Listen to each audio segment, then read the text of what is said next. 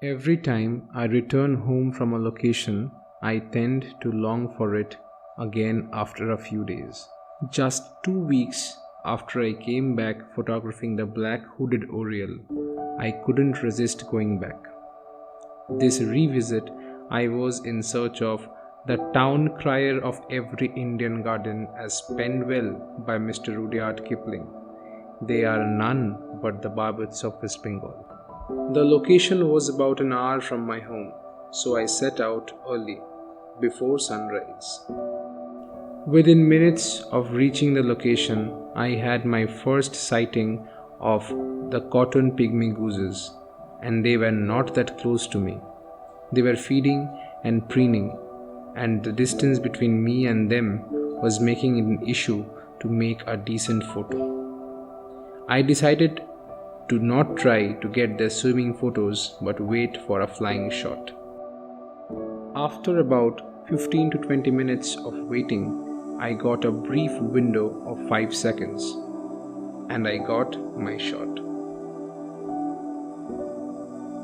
I kept my search on for the Barbets, and soon was welcomed by another winter visitor, the Citrine Wagtail. The name Wagtail comes from the continuous wagging of its tail like a happy puppy.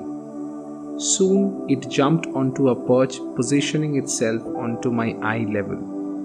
Although I wanted to see it a bit more, but I had time running out, and I didn't get to see the Barbets yet.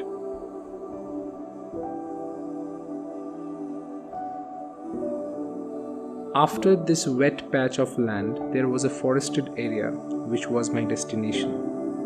But the inhabitants of the wetlands were too distracting, and they were ready to put on a show.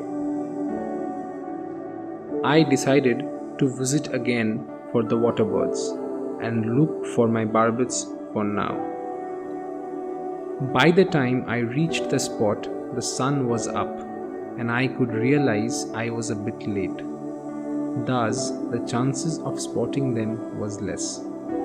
They are mostly active around early mornings and late afternoons, and the morning sun was slowly rising over my head.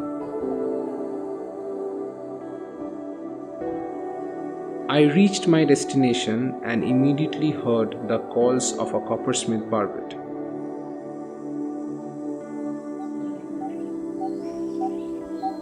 But spotting it in the high canopy was a tough job. But this call gave me a ray of hope. In wildlife photography, the key is patience, and waiting is a daily job.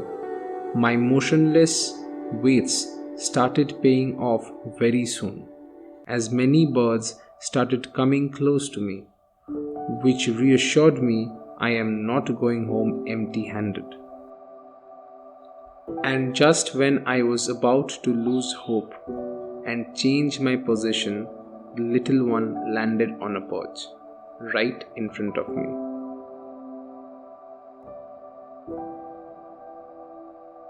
And again, I got back the confidence that I was losing.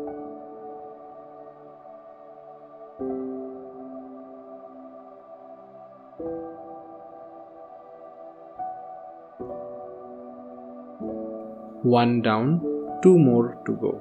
Soon, my overthinking mind started telling me I was lucky to get one sighting. It was stupid to hope for more on the same day. But the wildlife photographer inside me said to keep hoping. Time was running out, and I was getting impatient when I met an old friend.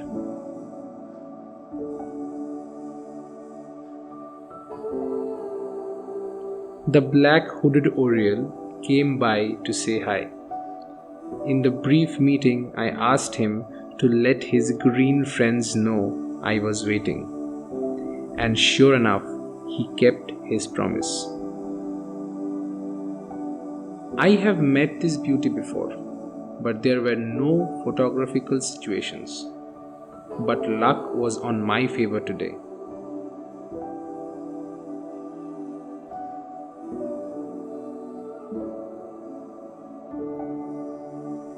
I got some extraordinary shots.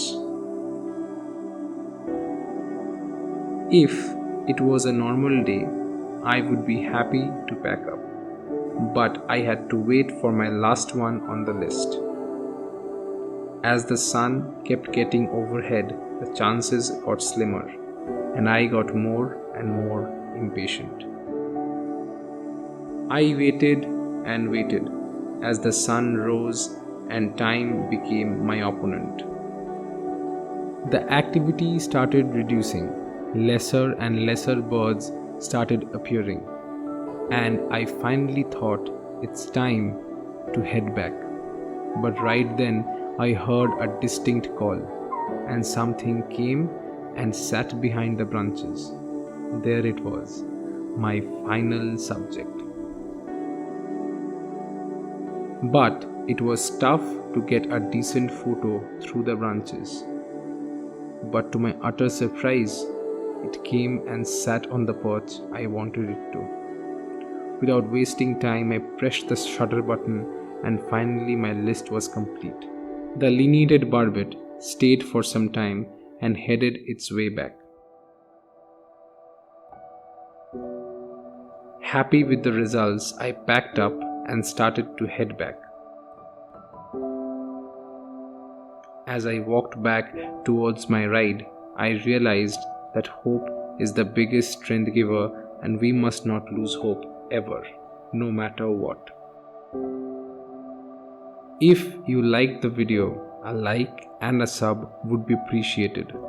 Till next time, stay safe and stay tuned.